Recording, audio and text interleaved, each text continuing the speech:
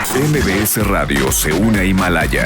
Todo el contenido de MBS Radio lo encuentras en la aplicación gratuita de Himalaya. Pedro Tello, me da muchísimo gusto saludarte. ¿Cómo estás, Pedro? Buenos días.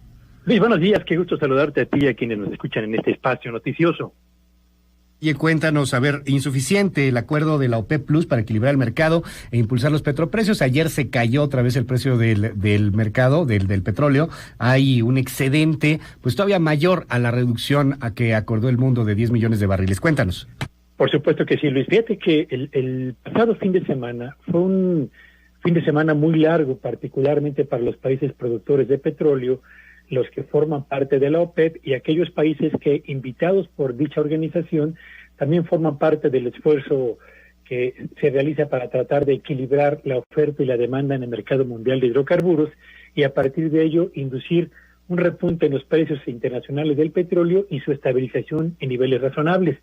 ¿Por qué? Bueno, pues ya conocemos las razones. La negativa de México a realizar un recorte como el que originalmente le había sido solicitado por los países miembros de esta organización de exportadores de petróleo.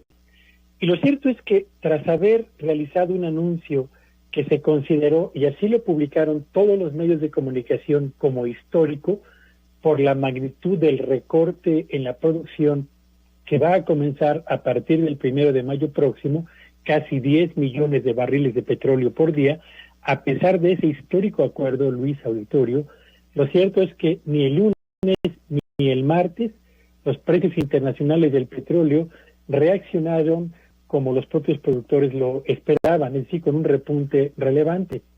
Si bien en la jornada de lunes subió el crudo referencial denominado Brent y también lo hizo el West Texas en razón de casi el 2% en ambos casos, y también aumentó la mezcla mexicana de exportación casi 4%, en la jornada de ayer prácticamente estos tres tipos de petróleo sufrieron un importante. El West Texas Intermediate perdió 10% en la jornada de ayer, Luis. El Brent del Mar del Norte cayó 7% y el precio de la mezcla mexicana de exportación reportó un tropiezo de casi el 11%, es decir, más de 3 veces cayó respecto al incremento que había reportado en la jornada del lunes pasado. ¿Qué es lo que está pasando en el mercado mundial de hidrocarburos para que frente a tan histórico recorte no se presente una reacción en el sentido esperado de los precios del petróleo? Bueno, pues la razón es muy sencilla. Las estimaciones más razonables apuntan a que en el primer trimestre del 2020 la demanda de petróleo ha caído entre un 20 y un 30%. El recorte que anunció la OPEP equivale apenas al 10% del valor de la producción que en este momento o que en el primer trimestre del año estuvo llegando al mercado mundial de hidrocarburos. De tal suerte que en este momento todavía existe un excedente de petróleo en el mercado que tiene que corregirse si es que los países miembros de la OPEP aspiran efectivamente a que inicie un repunte consistente en los precios internacionales del petróleo. ¿Cuándo y cómo lo van a hacer? Esa es la gran interrogante en este momento. Lo cierto es que se espera que en un par de meses más, es decir, hacia finales del mes de junio, vuelvan a reunirse para analizar cómo se comportó el mercado mundial de hidrocarburos y, en su caso, para acordar, si así lo juzgan pertinente, un nuevo recorte en los niveles de producción de cada uno de los países que forman parte de esta organización. Y entonces la pregunta va a ser, ¿cómo va a reaccionar México entonces? Y si efectivamente Estados Unidos va a salir otra vez al quite para que México pueda hacer caravana con sombrero ajeno, como ocurrió este fin de semana. Por lo pronto, Luis Auditorio, el recorte histórico de la OPEP no ha sido suficiente para contener el nivel deprimido que prevalece en los precios internacionales del petróleo, y eso no modifica en nada las condiciones tan difíciles que prevalecen particularmente en México para las finanzas de petróleos mexicanos, Luis.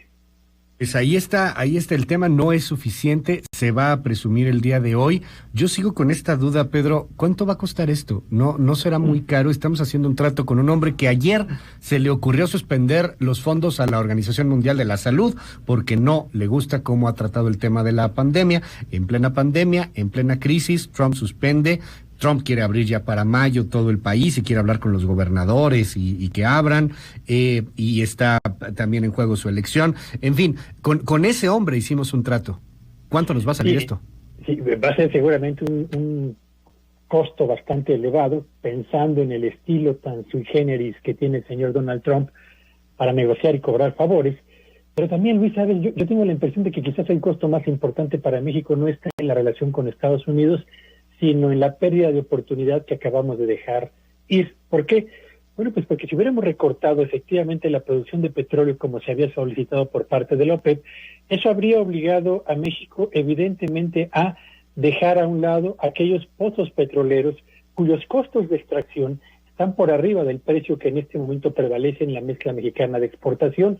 Habría significado entonces liberar recursos que pudieran haberse invertido en aquellos pozos en los que efectivamente tenemos condiciones de costo que sean favorables, y a lo mejor habría sido un buen momento, Luis Auditorio, para evaluar en función de las condiciones prevalecientes en el mercado mundial de hidrocarburos si valía la pena o no poner en pausa el proyecto de construcción de la refinería de Dos Bocas, que le está costando a México una importante cantidad de recursos, todos ellos con cargo al erario federal, en momentos en los que necesitamos fondos para el sector salud y fondos al mismo tiempo para enfrentar la importante caída del empleo que vive México. Yo creo que ese es el mayor costo que estamos dejando ir, Luis.